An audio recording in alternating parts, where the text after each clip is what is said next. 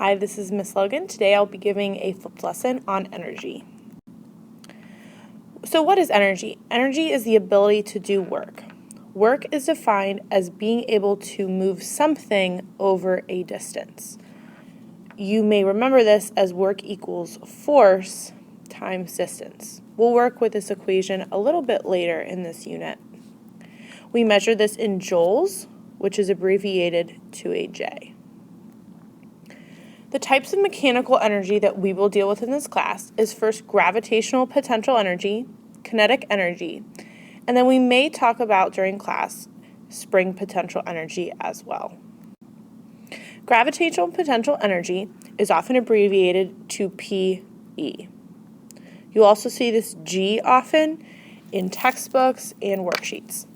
This is the energy stored in an object when it can be pulled downwards by gravity.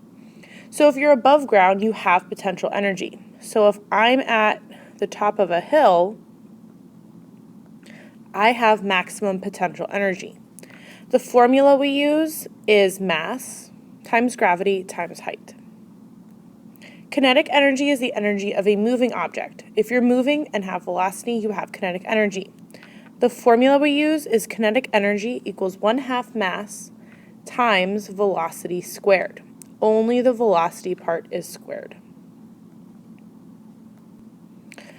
Alright, so 2 practice problems. A 10-kilogram ball is thrown at 6 meters per second from a height of 10 meters. What is the kinetic energy and what is the potential energy? So for kinetic energy, we know to use this formula, 1/2 K equals 1/2 mv squared. So let's plug in our numbers. K equals 1/2 times our mass of 10 kg times 6 squared. Remember, only the velocity portion is squared. My answer, I'm going to get 180 joules. All right, so my potential energy equals mass times gravity times height. So I have 10 kg times my gravity, 9.8, times my height of 10 meters.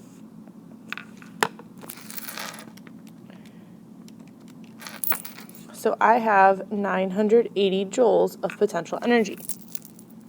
So let's say we actually throw this ball off, and midway through the flight, can there be both kinetic and potential energy?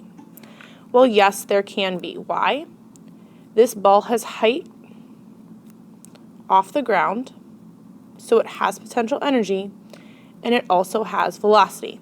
So yes, I can have kinetic and potential at the same exact time.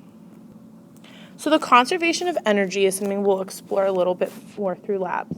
But this is the notion that energy cannot be created or destroyed. It simply transforms from one form to another.